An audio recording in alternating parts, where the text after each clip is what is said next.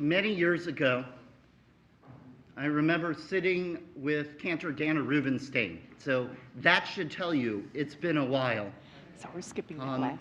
As Lisa showed me a picture of Hilly Willie for short, her toddler now running around at preschool. How awesome is that?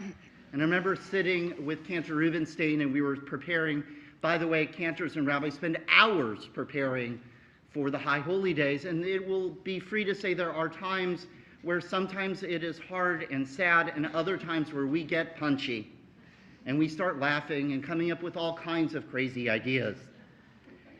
And there I was preparing the reading of the Akedah, and I said to her, "Wouldn't it be great if I did it as a puppet show?" Can you just imagine the reading of the binding of Isaac as a puppet show?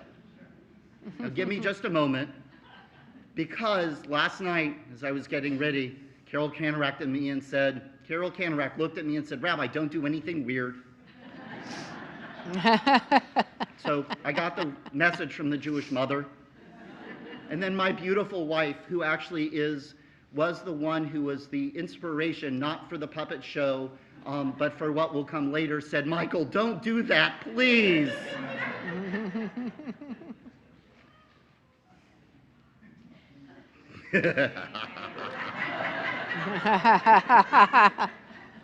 So I did not bring any socks and did not bring any puppets. But I do need you to imagine for a second, and I do it in the vein of Mel Brooks and Sacha Baron Cohen. Imagine for a second the Akedah as a sock puppet show.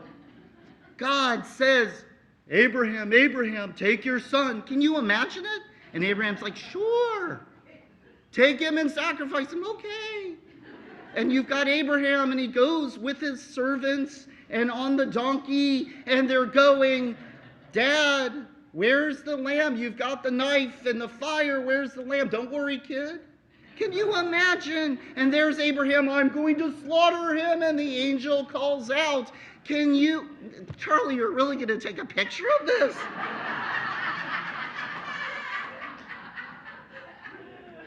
That would be a great picture. And I look out and I know I'm right. Can you imagine how we tell that story that Abraham, Abraham, don't slaughter him. Okay. Look over yonder. There's the ram. Bah, sorry. Bah, I don't even know what animal it is anymore. It would be great. You all would really remember that Rosh Hashanah morning.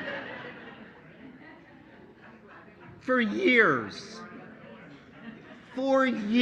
I have threatened, been tempted, suggested, offered, and now you will have all seen at least a taste of what the Akedah would look like as a puppet show. And you can't tell me it wouldn't be classic. And yet, I have to wonder why, of all this, why would I even have the impulse to do the Akedah, the binding of Isaac, such a serious story, as a farce, in that silly way that makes us laugh? And then I remembered one of those moments of being a rabbi. And I will freely admit, yes, even I, or maybe especially I, do get imposter syndrome. I grew up as a rabbi's kid. I'm just Rabbi Birnholz's kid, Michael. Wait, I'm a rabbi? What have you all done to put me in charge of things? There are those moments where I don't even know how I got here. And I remember being in rabbinical school and realize that I have only had really one rabbi in my life. Some of you have been to different congregations. You talk about your rabbis. When I talk about my rabbi, what I'm really saying is dad. The only model of rabbi that I have seen and experienced for the most part beyond professors in HUC is my own father. That is a whole nother discussion. And my father is an amazing rabbi, an amazing human being, but I'm only getting that one perspective. And then while I was at HUC, I was a student rabbi in Billings, Montana, and they signed me a rabbinic mentor, and I was really excited. Here, I'm getting to go see a real rabbi, because I'm a kid rabbi at that point. And I'm going to go see a real rabbi, and I'm going to go see a real congregation in the middle of the country. It's a big congregation. It's this wonderful congregation, and I'm going, and he picks me up at the airport, and he's got a really fancy car, right? And he's going to take me, and he's going to show me how to be a real rabbi. And we get in the car, and I will never forget that conversation. Because he said to me, I hate reading the Akedah. Yeah, I was flabbergasted. I was like, what do you mean? Because I'm trying to be, a good rabbinical student. You soak up the wisdom of your elders. He says, I hate that story.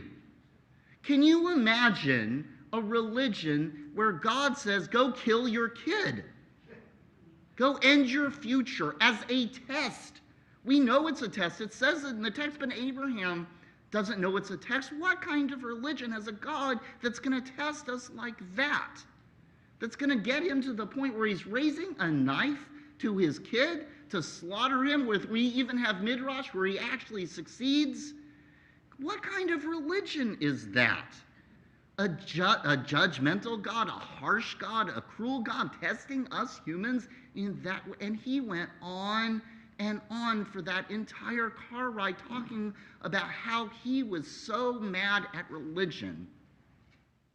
And I say that, and some of you might be aghast, how could a rabbi say that? But how many of you have said to me at different points in time that you struggle with religion? That you look at what religion has done in this world, think of the wars, think of the deaths, think of the cruelties, with one religion trying to whack the other religion over the head with its holy books and saying, see, this is going to make the world better, as we kill each other and destroy each other and demonize each other. I listened to that rabbi and my heart was broken because it was the cynicism, it was that view and that anger and fear, and I don't like that story because it is an awful story on so many levels. And I think as I remember that rabbi giving it, I think that's where my impulse to pull out my Mel Brooks and Sacha Baron Cohen, because that's what we do, right? I was talking with Mark Rose last night. We were discussing Star Wars, and that there's really only 3 Star Wars movies.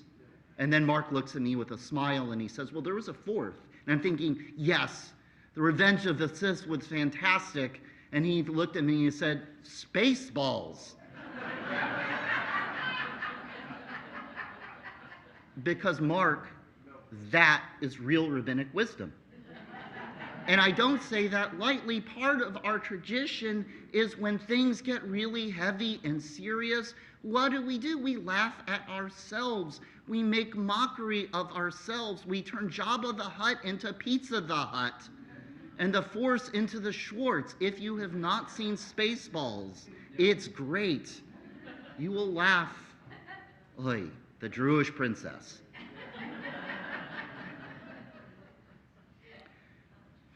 Because on one hand, there is that way of seeing that darkness, the patriarchy, the anger, the discipline, the guilt that's in religion. And then there's also that incredible response in Judaism that we turn with farce and satire, and we laugh at our stories and we laugh at ourselves with stuff that is so over the top. The Akedah as a puppet show.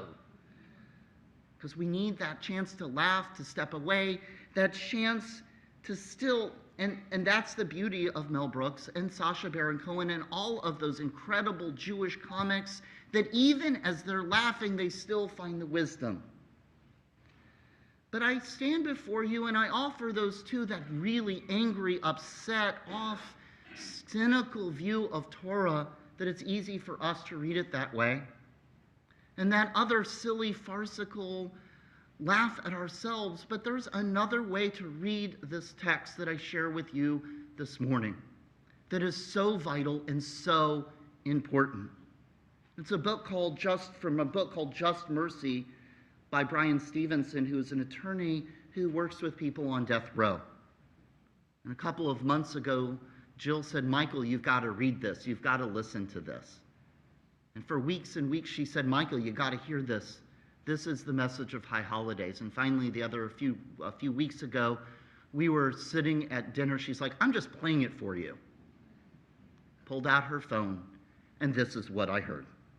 This is the words of Brian Stevenson from Just Mercy, chapter 15. For the first time, I realized that my life was just full of brokenness. I worked in a broken system of justice. My clients were broken by mental illness, poverty, and racism. They were torn apart by disease, drugs, and alcohol, pride and fear and anger. And I thought of the dozens of other broken children we worked with struggling to survive prison. He says, we've all been broken by something. We have all hurt someone, and we have been hurt. We all share that condition of brokenness, even if our brokenness is not equivalent. He says, I desperately wanted mercy for Jimmy Dill and would have done anything to create justice for him, but I couldn't pretend that his struggle was disconnected from my own. The ways in which I have been hurt and have hurt others are different from the ways that Jimmy Dill suffered and caused suffering, but our shared brokenness connects us. Paul Farmer, the renowned physician who spent his life trying to cure the world's sickest and poorest people, once quoted me something that the writer Thomas Merton said, "We are bodies of broken bones." I guess, he writes, I guess I'd always known, but I've never fully considered that being broken is what makes us human. We all have our reasons. Sometimes we're fractured by the choices we make. Sometimes we're shattered by things that we would never have chosen. But our brokenness is also the source of our common humanity. It's the basis of our shared search for comfort, meaning, and healing. Our shared vulnerability and imperfections nurtures and sustains our capacity for compassion. He says we have a choice. We can embrace our humanness, which means embracing our broken natures, and the compassion remains our best hope for healing. Or we can deny our brokenness, forswear compassion, and as a result, deny our humanity. I heard those words, and they said that is the Akedah. What an incredible way to read and experience this binding of Isaac, realizing their brokenness. Of Abraham, of Isaac, Sarah, even the servants who witnessed it. Remember in the story, the servants come along and he says, oh, well, you all go aside. You don't need to see this. As we read this story, may we see ourselves in it. There are times where we might be God asking that of Abraham. We might be the servants in the midst of somebody else's brokenness. We might be Abraham or that angel. We might be Isaac, the one who sacrificed, the one Sarah who's left at home not knowing what's going on, but know that something is up. We even might be the ram who steps in to help and support to make sure brokenness doesn't happen. Can we see it in ourselves in this new year to apply that compassion and mercy with grace that Brian Stevenson talks about? Can we bring, and think of the Hebrew words, here he is writing about our justicism, but he's writing about the values we hold dear, chen, chesed, and rachamim, grace and kindness and compassion. Can we do that not just for the people that are in our immediate path, But when we read the stories of our tradition, can we apply that chen, chesed, and rachamim? Can all of us in this new year be aware of that brokenness, sensitive to it, whether we are the subject or we are the object? And can we make that choice?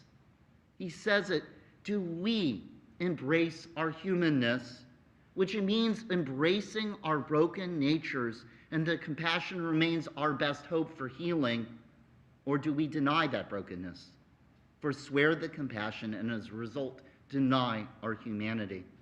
As much as the divine is in this story, the human is in this story. We are threads that connect heaven and earth. As we read this awesome story of the binding of Isaac, the Akedah, let us be moved by its humanity, the brokenness of that humanity, and consider how we bring tikkun, repair, chen, chesed, and rachamim, grace and kindness and compassion into our world for ourselves and those we meet along life's paths, or like Abraham in this story, at the powerful places of our lives. Let us hear that and take it to heart and bring it forth in our world in this new